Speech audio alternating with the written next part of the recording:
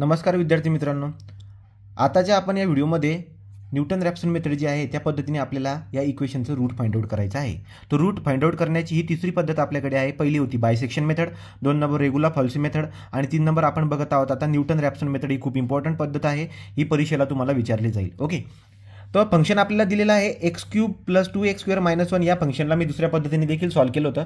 तो x³ + 2x² - 1 हे फंक्शन आपल्याला गिवन आहे आणि या पॉलिनोमियलला आपल्याला काय करायचं बरं का, आता न्यूटन रॅप्सन मेथडने आपल्याला सॉल्व करायचं आहे। ओके, तो आपण काय करणार, जे फंक्शन आपल्याला दिलेलं आहे ते ॲज इट इज लिहून काढूया। पहिले f(x) = x³ + 2x² - 1 या पद्धतीने आपल्याला हे फंक्शन दिलेलं आहे। आपण आता सुरुवातीला काय करणार, आपण चेक करणार की आपले रूट कशामध्ये लाय करते। ठीक आहे, तो रूट कशात लाय करते आपल्याला ते बघावं लागणार नियमितप्रमाणे। तर आपण काय करूया, सुरुवातीला आपण 0 टाकून बघूया। तो 0³ + 2 × 0² - 1 = -1 येणार आहे, कारण की 0 0 होऊन जाईल, हे -1 तुम्ही कॅल्क्युलेटरवरती करू शकता। f(1) तो 1 टाकून बघू, 1³ + 2 × 1² - 1 तो 1³ 1 असतो, प्लस 1² 1 2 × 1 म्हणजे 2 झाला -1। तर याचा अर्थ याचा आन्सर येणार 2। तो काय झालं बरं का, याचा मिनिंग असा झाला की निगेटिव्ह आन्सर देणारा हा 0 आहे, पॉझिटिव्ह आन्सर देणारा हा 1 आहे, म्हणून द रूट लाईज बिटवीन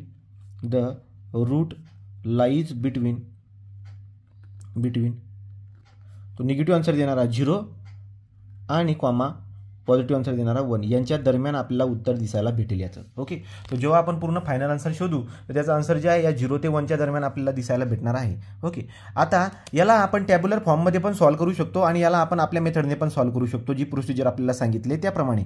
परंतु काही मुलांचे डेरिव्हेटिव्हचा प्रॉब्लेम होत असतो, डेरिव्हेटिव्ह काढता येत नाही, त्यामुळे मी पूर्ण लेंदी प्रोसिजरने अगोदर सांगतो आणि ज्यांना डेरिव्हेटिव्ह काढता येत असतो पुढच्या व्हिडिओमध्ये त्यांना आपण कॅल्क्युलेटरचा वापर करून टेबल कसा बनवायचा ते त्यांच्यासाठी शिकूया। ओके, तो बघू आता सुरुवातीला आपण आता काय करणार आहे, तर तुमच्याकडे आता या हे जे काही आहे 0 आणि 1 यांच्या दरम्यान रूट लाय करतो, हे मी अगोदर सांगितले। आता आपल्याला शोधावा लागतो इनिशियल गेज। सो देअरफॉर कधी उदाहरणामध्ये इनिशियल गेज दिलेला असतो। इनिशियल गेज म्हणजे तुम्ही सुरुवात कुठून करावी, तर इनिशियल गेज घेऊ। इनिशियल गेज काय बरं का, आपल्याकडे 0 आणि 1 म्हणजे हा जो दुसरा आहे ना, हा दुसरा रूट जो असतो तो आपण इनिशियल गेज म्हणून घेऊन घेतो। तो दुसरा रूट काय बरं का, आपल्याकडे x0 = 1 म्हणून मी घेतो। तो इनिशियल गेज जो दुसरा रूट असतो तो जो आहे आपला दुसरा जो काही हा ऑर्डिनेट आहे हा आपला इनिशियल गेज म्हणून मी घेणार आहे। x0 = 1 म्हणून मी त्याला घेणार आहे आणि पुढे जाऊन आपल्याला एक इटरेशन करत जावं लागत असतं, जसं की इटरेशन नंबर 1 आणि या इटरेशन 1 मध्ये आपल्याला आता पहिल्या इटरेशनमध्ये आपल्याला काय करावं लागेल, तुम्हाला x0 दिलेला आहे, इनिशियल गेज दिलेला आहे, त्याच्यावरून तुम्हाला पुढचं रूट फाइंड आउट करायचं आहे, जे की असणार आपलं x1 काय असणार बरं का, आता तो आपल्याकडे एक्सप्रेशन जनरल एक्सप्रेशन असतं, कसं असतं ते तुम्हाला फॉर्म्युला सांगून देतो मी। तो यूज आपल्याला काय वापरावं लागेल, xn = तो xn जर तुम्हाला काढायचा असेल, पुढचं जर काढायचं असेल तर तुम्ही कसं करणार, xn - 1 मायनस f(xn - 1) / f(xn - 1). आता हे उलट अवघड करून सांगितलं, यापेक्षा हे राहू द्या, तुम्हाला खाली जे देतोय याच्यावरून स्क्रोल होईल बघा। आता मला x1 जेव्हा काढायचा आहे तुम्ही कसं फाइंड आउट करणार, x0 - f(x0 / f(x0). याचा मिनिंग काय होतं बघा, x0 ची व्हॅल्यू तुमच्याकडे 1 आहे। ओके, f(x0) याचा अर्थ असा आहे की फंक्शनमध्ये तुम्ही या x0 ची व्हॅल्यू 1 आहे ना, ही 1 टाकून जे आन्सर येईल ते तुम्ही f(x0) घ्यायचा आणि f(x0) म्हणजे काय, हे जे पण फंक्शन दिलंय त्याचा डेरिव्हेटिव्ह काढायचा, f' म्हणजे त्याचा डेरिव्हेटिव्ह काढायचा आणि त्याच्यामध्ये या x0 ची व्हॅल्यू 1 ती पुट करायची आणि हे फायनल जेव्हा तुम्ही आन्सर काढणार ते तुमचं राहणार x1। ओके, ते राहणार x1। बरं, मग आता कसं करायचं चेक करू आपण। याचा अर्थ असा झाला, मला जर का समजा याला सॉल्व करायचं असेल तर मला x0 ची व्हॅल्यू माहीत पाहिजे, f(x0) ची व्हॅल्यू माहीत पाहिजे, f'(x0) ची व्हॅल्यू माहीत पाहिजे। तो आपण काय करूया, म्हणून माझ्याकडे आता x0 बरोबर आहे सुरुवातीला इनिशियल गेज 1। ओके, मला f(x0) काढायचं आहे। f(x0) कसं फाइंड आउट करणार मी बघा, x0 ची व्हॅल्यू 1 आहे, तर तुम्ही काय करायचं, f(x0) म्हणजे फंक्शनमध्ये x0 ची व्हॅल्यू 1 टाका, हे फंक्शन आहे ना याच्यामध्ये, मग बघा मी टाकतो, तो बघा हा फंक्शन आहे ना याच्यामध्ये x0 ची व्हॅल्यू 1 मला टाकायची, 1³ + 2 × 1² असं, तो 1³ + 2 × 1² - 1। याला जर आपण सॉल्व करायला गेलो तर की 1 + 2 - 1 म्हणजे याचा आन्सर जे येणार आहे ते येणार आहे 2। तो मी काय केलं आहे, या x0 ची व्हॅल्यू फंक्शनमध्ये टाकलेली आहे, तेव्हा जाऊन आपल्याला f(x0) भेटून जातो, जो की आला 2। आता f'(x0) मला काढायचा आहे, f'(x0) याचा अर्थ जो फंक्शन आहे या फंक्शनचा डेरिव्हेटिव्ह घ्यायचा आहे आणि त्याच्यामध्ये x0 ची व्हॅल्यू 1 टाकायची। पण काही जणांना जे आहे तो डेरिव्हेटिव्ह काढता येत नाही, म्हणून आपण काय करूया त्यांच्यासाठी बघा, तो एफ ऑफ एक्स नॉट काढायचा आहे. मग कसं करणार मी, डी बाय डी एक्स म्हणजे डेरिव्हेटिव्ह काढायचा आहे कोणाचा, त्या फंक्शनचा. फंक्शन काय दिलं आहे, x cube plus 2x² minus 1. ते फंक्शन पण लिहून टाकू आपण, x cube plus 2x² minus 1 हे फंक्शन आपल्याकडे आहे. आणि हे फंक्शनचा डेरिव्हेटिव्ह घेतल्याच्या नंतर तुम्हाला काय करायचं आहे, एक्स नॉटची व्हॅल्यू 1 पुट करायची, मग जाऊन ते आन्सर आपल्याला भेटेल. मग आता हे तर आपल्याला करता येत नाही, मग आपल्याकडे काय आहे, कॅल्क्युलेटर आहे. मग काय करणार बघा, तो ऑन शिफ्ट आणि हे इंटिग्रेशनचं चिन्ह दाबायचं, तुम्हाला डेरिव्हेटिव्हचं इथं सिम्बॉल येऊन जाईल. मग आता काय बरं काय, हा डेरिव्हेटिव्हचा सिम्बॉल आल्यानंतर तुमच्या लक्षामध्ये काय येईल, हे बघा हे फंक्शन ॲड करायचं आहे. तो अल्फा एक्सचा क्यूब, हा क्यूब आला, पुढे गेल्यानंतर काय प्लस 2x², तो प्लस 2 अल्फा एक्सचा स्क्वेअर, परत पुढे जातो -1 आहे, तो -1. आणि आपण काय करणार आहोत, या एक्सची व्हॅल्यू किती पुट करणार आहोत, x naught is equal to 1 put करणार आहोत. तो 1 मी 1 इथं ॲड टाकून देतो, कळालं. तो जो इनिशियल गेस आहे आपला, तो आपण आपल्या डेरिव्हेटिव्हमध्ये ॲड करायचा, ते तुमचं आन्सर होऊन जाईल. हे आन्सर किती आलं, जे आन्सर येईल ते 7, तो आपण डायरेक्टली तर 7 लिहून टाकायचा. अशा पद्धतीने केल्यानंतर तो x naught, f of x naught आणि f dash of x naught आल्यानंतर ती आल्यानंतर तुम्हाला x1 भेटून जाईल. कसं काढणार मी आता, म्हणून x1 बराबर डायरेक्टली टाकतो आता, एक्स नॉटची व्हॅल्यू किती 1 minus f of x not किती आणला आपण 2, तो 2 divide by f dash of x not किती आणला 7. तो जो फॉर्म्युला होता आपला x not minus f of x not divide by f dash of x not, सगळ्या व्हॅल्यू या फॉर्म्युल्यामध्ये भरल्याच्या नंतर आपला आन्सर किती येईल बघा, 1 मायनस 2/7. तो 1 मायनस डब्बा बाय डब्बा 2/7. ते आन्सर किती येते, हे येतं आहे 0.7143. हे येते 0.7143. हा झाला x1, हा झाला x1. आता आपण काय करणार, इटरेशन 2 घेणार. तो इटरेशन 2 मध्ये जर आपण गेलो, तर इटरेशन 2 मध्ये कसं करणार बरं का, मला आता इटरेशन 2 साठी x2 काढावा लागेल. तो x2 कसा काढणार, आता मी x2 काढणार, x2 is equal to x1 minus f of x1 divide by f dash of x1. आता आपण काय करणार, x1ची व्हॅल्यू तर तुम्हाला भेटून गेलेली आहे, इथं x1 इज इक्वल टू 0.7143. आता x2 तुम्हाला काढायचा आहे, तर तुम्हाला आता x2 काढण्यासाठी हे एक्सप्रेशन वापरावं लागेल. पुन्हा तो हे एक्सप्रेशन तुम्हाला वापरावं लागेल. x1 तुमच्याकडे आलेला आहे 0.7143. तुम्हाला एफ ऑफ x1 काढायचा आहे, म्हणजे फंक्शनमध्ये 0.7143 व्हॅल्यू टाकायची आहे. तो फंक्शन कुठे आपला, हा बघा हा फंक्शन आहे, एक्सची व्हॅल्यू 0.7143 टाकायची. तो कसं करणार, क्यूब 2x² मायनस 1. तो काय करणार 0.7143 त्याचा क्यूब, ओके, प्लस 2x² म्हणजे प्लस 2 इंटू 0.7143 त्याचा स्क्वेअर मायनस 1, तो -1. असं जर आपण करणार, तर याला सॉल्व्ह केल्यानंतर आन्सर काय येईल बघा. तुम्ही याला प्रोग्रामच्या स्वरूपात बी टाकलं असतं तरी पण आन्सर आलं असतं. 0.7143 क्यूब, 0.7143 त्याचा क्यूब, ओके.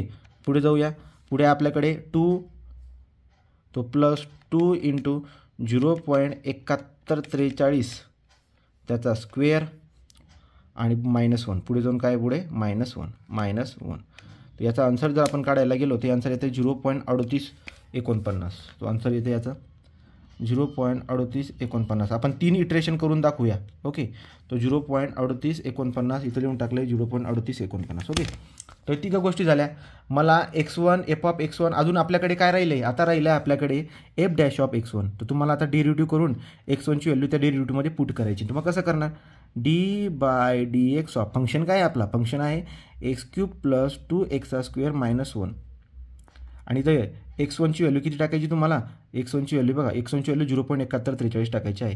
तो 0.7143 असं तुम्हाला करावं लागेल. तेव्हा जाऊन F dash of x not भेटेल. मग बघू काय करावं लागेल, शिफ्ट हे इंटिग्रेशनचं चिन्ह टाका. इथं फंक्शन काय आपलं, अल्फा एक्सचा क्यूब, पुढे गेलो प्लस 2 अल्फा एक्सचा स्क्वेअर मायनस 1. आणि एक्सची व्हॅल्यू किती टाकायची आपल्याला, एक्सची व्हॅल्यू टाकायची आहे 0.7143. हे झालं आपलं डेरिव्हेटिव्ह. तो डेरिव्हेटिव्ह येतो आहे 4.3879, ओके. तर हा पुढचा रूट झाला आपला, तो पुढचा रूट नाही, हा झाला एफ डॅश ऑफ x1 झाला, हा एफ ऑफ x1 झाला. मग तिघं भेटल्यानंतर आपण आता काय करणार, आपण याला टाकणार आपल्या फंक्शनमध्ये, आपल्या फॉर्म्युल्यामध्ये, ठीक आहे. तो फॉर्म्युल्यामध्ये जेव्हा आपण टाकणार, तो काय असणार बरं का, आता x2 बराबर x1 minus f of x1 divide by f dash of x1, okay. तो बघा x2 बराबर x1 किती आहे, x1 आहे 0.4143 7143 0.7143 मायनस एफ ऑफ x1 किती काढला, एफ ऑफ x1 काढला आपण 0.3849 तो 0.3849 एफ डॅश ऑफ x1 किती काढला, तो एफ डॅश ऑफ x1 आला आहे 4.3879 तो 4.3879 राईट. तर या पद्धतीने आपल्याकडे आहे 3879 ओके.